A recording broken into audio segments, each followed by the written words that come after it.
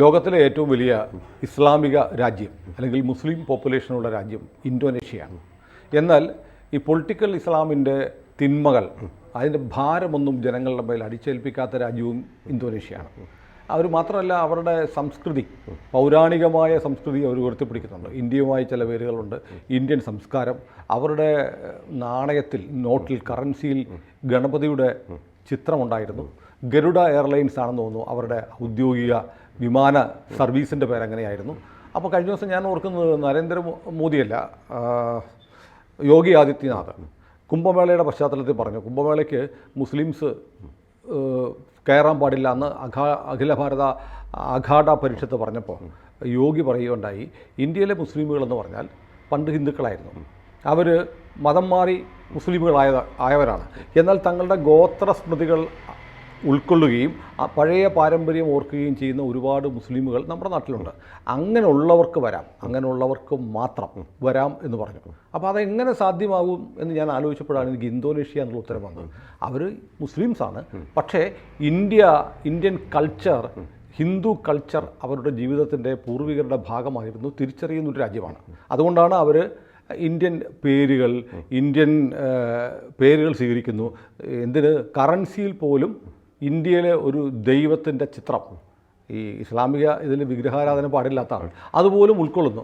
രാമ എന്നൊക്കെ പറയുന്ന അവിടെ വളരെ പോപ്പുലറായ ഒരു പേരാണ്. അപ്പോൾ അത് സംസ്കാരം, സംസ്കൃതി, പൈതൃകം ഇതൊന്നും വിട്ടുകളയാത്തൊരു രാജ്യമാണ് ഇന്തോനേഷ്യ. അതുകൊണ്ട് തന്നെ ആയിരിക്കണം നമ്മുടെ പ്രധാനമന്ത്രി റിപ്പബ്ലിക് ദിനത്തിൽ പ്രധാന അതിഥിയായി, മുഖ്യ അതിഥിയായി ഇന്തോനേഷ്യയുടെ ഭരണത്തലവൻ വരട്ടെ എന്ന് തീരുമാനിച്ചത്. പക്ഷേ അത് വല്ലാത്തൊരു വിവാദത്തിൽ ഇപ്പോൾ പെട്ടിരിക്കുകയാണ്, അല്ലേ? അതെ. അപ്പോൾ നമ്മളിപ്പോൾ 76th റിപ്പബ്ലിക് ഡേ ആഘോഷിക്കാൻ പോവാണ് ജനുവരി 26. പക്ഷേ ഈ വർഷം ഒരു പ്രത്യേകത കാണുന്നുണ്ട്. പണ്ടൊക്കെ ഈ റിപ്പബ്ലിക് ഡേ ആഘോഷിക്കുന്നതിന് മുമ്പേ തന്നെ, അത് ചിലപ്പോൾ നവംബറിൽ അല്ലെങ്കിൽ ഡിസംബറിൽ തന്നെ ചീഫ് ഗസ്റ്റ് ആരാണെന്നുള്ളത് പ്രഖ്യാപിക്കുമായിരുന്നു. പണ്ട് ബ്രസീലിൻ്റെ ബോൾസനാരോ വരാൻ പോയി കഴിഞ്ഞപ്പോൾ അത് നവംബറിൽ തന്നെ അറിയിച്ചിരുന്നു.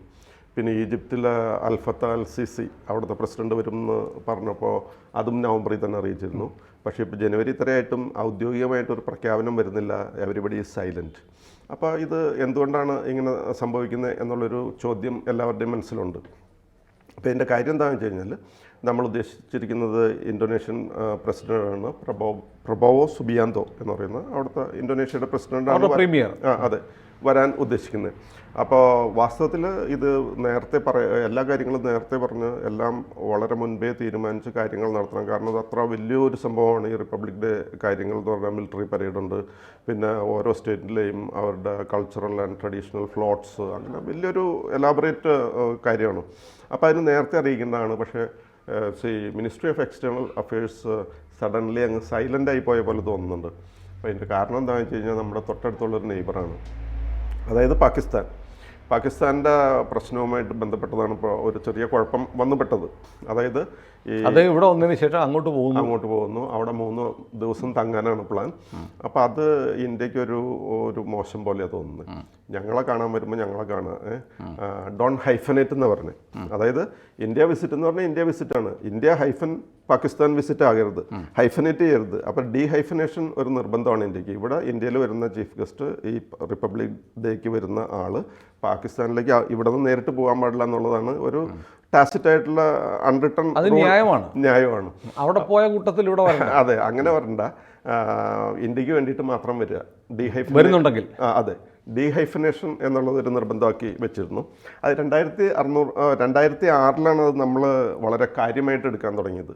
അതായത് ജോർജ് W. ബുഷ് ഇവിടെ ന്യൂക്ലിയർ ട്രീറ്റിസുമായിട്ട് ബന്ധപ്പെട്ട് വന്നിട്ടുണ്ടായിരുന്നു, വിസിറ്റ് ചെയ്തിരുന്നു.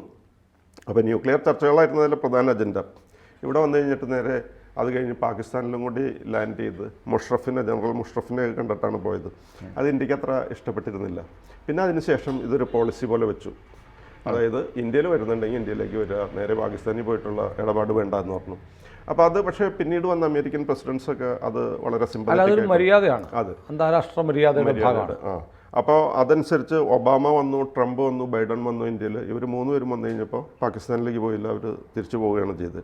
പിന്നെ ഈവൻ സൗദി അറേബ്യയുടെ നമ്മുടെ MBS ഉണ്ടല്ലോ, മുഹമ്മദ് ബിൻ സൽമാൻ, അദ്ദേഹം വന്നു. അദ്ദേഹം അത് കഴിഞ്ഞ് പാകിസ്ഥാൻ വിസിറ്റ് ചെയ്യാൻ പ്ലാൻ ഉണ്ടായിരുന്നു. പക്ഷേ പാകിസ്ഥാനിലേക്ക് പോയില്ല. അദ്ദേഹം ദുബായിൽ പോയി. ദുബായിൽ നിന്നാണ് പിന്നെ പാകിസ്ഥാനിലേക്ക് പോയത്. നേരിട്ട് പാകിസ്ഥാനിലേക്ക് പോയില്ല. പക്ഷേ ഇപ്പോൾ പറ്റിയിരിക്കുന്ന പ്രശ്നം എന്താണെന്ന് വെച്ച് കഴിഞ്ഞാൽ പ്രബോവോ സുബിയാന്തോയ്ക്ക് ഇന്ത്യ ഇൻസൾട്ട് ചെയ്യാനൊന്നും ഉദ്ദേശമുണ്ടായിരുന്നില്ല. അദ്ദേഹം ഈജിപ്തിൽ വെച്ച് പാക് പ്രൈം മിനിസ്റ്ററൊക്കെ ഉണ്ടായിരുന്നു. അപ്പോൾ പാക് പ്രൈം മിനിസ്റ്റർ വന്ന് നിങ്ങൾ ഏതായാലും ഇന്ത്യയിൽ വരുന്നുണ്ടല്ലോ, അങ്ങോട്ടും പോകാമെന്ന് പറഞ്ഞൊരു ഇൻവിറ്റേഷൻ കൊടുത്തു. അത് അദ്ദേഹം ഇന്നസെൻ്റായിട്ട് അക്സെപ്റ്റ് ചെയ്തു. തൊട്ടടുത്തല്ലേ എന്നുള്ള രീതിയിലാണ് സ്വീകരിച്ചത്. പക്ഷേ അത് ഇപ്പോൾ ഇന്ത്യക്ക് അതിൽ വലിയ വിഷമമായി. അതുകൊണ്ടാണ് ഇദ്ദേഹത്തിൻ്റെ പേര് പുതിയ വാർത്തകൾ വരുന്നത് അങ്ങനെ പോകുന്നില്ല എന്നുള്ള തീരുമാനമായി. അപ്പോൾ വേണമെങ്കിൽ വേറൊരു എക്സാമ്പിൾ കൂടി പറയാം. നേരത്തെ ജോക്കോ വിഡോഡോ എന്ന് പറഞ്ഞൊരു പ്രസിഡന്റ് ഉണ്ടായിരുന്നു. അപ്പോൾ അദ്ദേഹം ഇവിടെ റിപ്പബ്ലിക് ഡേ പര്യടനം വന്നു കഴിഞ്ഞപ്പോൾ ഇവിടെ നിന്നും പാകിസ്ഥാനിലേക്ക് പോയിരുന്നു. അന്ന് ഇന്ത്യക്ക് ഫീൽ ചെയ്തില്ല. അതിൻ്റെ കാരണം എന്താണെന്ന് വെച്ച് കഴിഞ്ഞാൽ അന്ന് ചീഫ് ഗസ്റ്റ് എന്ന് പറഞ്ഞാൽ ഒന്നായിരുന്നില്ല, 10 പേരുണ്ടായിരുന്നു. ഈ ASEAN രാഷ്ട്രങ്ങളുടെ പല കൺട്രീസിൻ്റെ ഹെഡ്സ് ആയിട്ടുള്ള ആൾക്കാർ 10 പേരുണ്ടായിരുന്നു. അപ്പോൾ 9 പേര് അവരുടെ നാട്ടിൽ പോകണം, ഒരാൾ പാകിസ്ഥാനിൽ പോയിക്കോട്ടെ, നമുക്ക് വിരോധമില്ല. അത്ര ഫീൽ ചെയ്തിരുന്നില്ല. ഇപ്പോൾ പക്ഷേ ഇദ്ദേഹം ഒരാളായിട്ട് വരുന്നു. അദ്ദേഹം ഇവിടെ വന്നിട്ട് അങ്ങോട്ട് പോകണത് it is an affront to India എന്നുള്ള അഭിപ്രായം. ഞാൻ ആലോചിക്കുന്ന ഒരു കാര്യം, ഇത് ഇന്തോനേഷ്യൻ പ്രസിഡന്റ് നിഷ്കളങ്കമായി സംഭവിച്ചത്. അതെ. പക്ഷേ പാകിസ്ഥാൻ മനഃപൂർവ്വം ചെയ്തായിരിക്കും. പാകിസ്ഥാൻ അറിയാം 2006 മുതൽ നമ്മുടെ ഒരു കസ്റ്റം ഇങ്ങനെയാണ്, അത് നമ്മൾ ബ്രേക്ക് ചെയ്താൽ നമുക്ക് ഇൻസൾട്ട് ആവുമെന്ന് അറിയാം. അതുകൊണ്ട് മനഃപൂർവ്വം ഈ റിപ്പബ്ലിക് ഡേക്ക് ഇന്ത്യയിലേക്ക് വരുമ്പോൾ നിങ്ങൾ അങ്ങോട്ടും വാ എന്ന് പറഞ്ഞാൽ നമ്മുടെ റിപ്പബ്ലിക് ഡേ ഒന്ന് കൊളവാക്കാൻ പാകിസ്ഥാൻ കളിച്ച കളിയാണ്. പാകിസ്ഥാൻ എപ്പോഴും അങ്ങനെ ഒരു കൊളമാക്കലുണ്ടല്ലോ. അത് തീർച്ചയായിട്ടും ആ ഒരു ഉദ്ദേശം അവർക്കുണ്ട്. ഈ അരിമണി ഒന്നും കുറിക്കാനില്ല, തരിവളയിട്ട് കിളിക്കാൻ മോഹം എന്ന് പറഞ്ഞാൽ കഞ്ഞി കുടിക്കാൻ ഗതിയില്ല.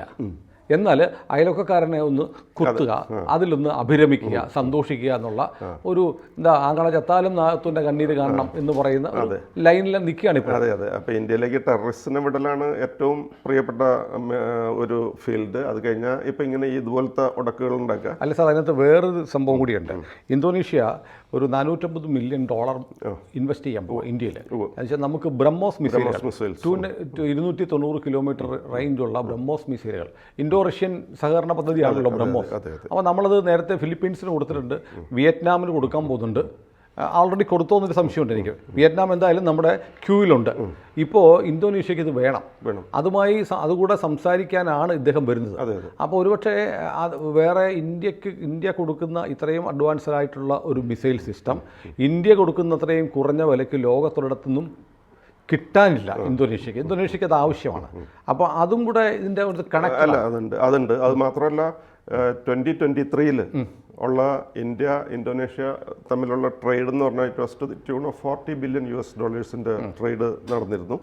പിന്നെ ഇന്ത്യക്കും ഇന്തോനേഷ്യക്കും അല്ലാതെ തന്നെ ഈ റിപ്പബ്ലിക് ഡേയുമായിട്ട് ബന്ധപ്പെട്ട് തന്നെ നല്ല ഫ്രണ്ട്ഷിപ്പാണുള്ളത്. കാരണം 1950 അന്നത്തെ ചീഫ് ഗസ്റ്റ് സുക്കോർണോ ആയിരുന്നു. പിന്നെ ഇപ്പോൾ ഇദ്ദേഹം വരുന്നു. അപ്പോൾ അങ്ങനെ കുറേ കാലമായിട്ട് ഈ ഫ്രണ്ട്ഷിപ്പ്. ഇപ്പോൾ ഓൾറെഡി 4 പേര് ഇന്തോനേഷ്യയിൽ നിന്ന് പ്രസിഡൻസ് ഈ റിപ്പബ്ലിക് ഡേക്ക് ചീഫ് ഗസ്റ്റായിട്ട് വന്നിട്ടുണ്ട്. പിന്നെ നമ്മുടെ ഈ ട്രേഡും അതേപോലെയുള്ള കണക്ഷൻ അതൊക്കെ വെച്ച് ഇന്ത്യയും പാകിസ്ഥാനുമായിട്ട് വളരെ നല്ലൊരു ബന്ധമാണ്. ഇതിലിപ്പോൾ ഒരു ചെറിയ ഹിച്ച് വന്നത് ഇങ്ങനെ പാകിസ്ഥാൻ മനഃപൂർവ്വമായിരിക്കാം ഇത് ചെയ്തിരിക്കുന്നത്. പക്ഷേ it is being heard that ഈ പ്രബോവോ സുബിയാന്തോ അദ്ദേഹത്തിൻ്റെ ഡിസിഷൻ മാറ്റി. അപ്പോൾ അദ്ദേഹം ഇവിടെ നിന്ന് നേരിട്ട് പാകിസ്ഥാനിലേക്ക് പോകില്ല എന്നാണ് ഇപ്പോൾ പറഞ്ഞു കേൾക്കുന്നത്. ഏതായാലും ഇത് അന്താരാഷ്ട്ര തലത്തിലുള്ള ചില മര്യാദകളുണ്ട്. അപ്പോൾ ഒരു രാജ്യത്ത് നേരിട്ട് അവിടേക്ക് മാത്രം പോകുന്നത് ഒരു എക്സ്ക്ലൂസീവ്നെസ് എന്ന് പറയുന്നത് ഒരു റെസ്പെക്റ്റാണ്.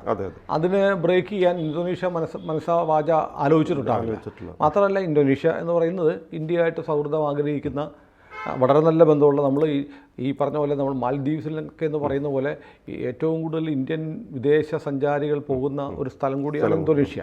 അപ്പം ഇന്ത്യയെ ആശ്രയിക്കാതെ ഇന്തോനേഷ്യക്ക് അങ്ങനെ ഒന്നും നിൽക്കാൻ പറ്റും. എക്കണോമിയെ സപ്പോർട്ട് ചെയ്യുന്ന ഒരു വലിയ ഘടകം ഇന്ത്യയുടെ സപ്പോർട്ടാണ്. പാകിസ്ഥാനെ കൊണ്ടൊരു ഗുണവുമില്ല. വല്ലതും അങ്ങോട്ട് കിട്ടുമെന്ന് നോക്കിയിരിക്കുകയാണ് പാകിസ്ഥാൻ. ഏതായാലും പാകിസ്ഥാൻ്റെ ഒരു നാണം കെട്ട കളി പാളിപ്പോയി. ഇന്തോനേഷ്യ അത് തിരുത്തി. ഇന്തോനേഷ്യൻ ഭരണാധികാരി ഇന്ത്യയിലേക്ക് വരുന്നുണ്ടെങ്കിൽ അത് ഇന്ത്യയിലേക്ക് മാത്രമായിരിക്കും എന്ന് ഉറപ്പിച്ചു. അതെ. ഇപ്പോൾ Prabowo Subianto heroes to the occasion വേണ്ട പോലെ ചെയ്തു. അതെ. കൂടുതൽ വാർത്തകളും വിശേഷങ്ങളും നിങ്ങളിലേക്ക് എത്താൻ ABC മലയാളം സബ്സ്ക്രൈബ് ചെയ്യുക, ബെൽ ബട്ടണും അമർത്തുക.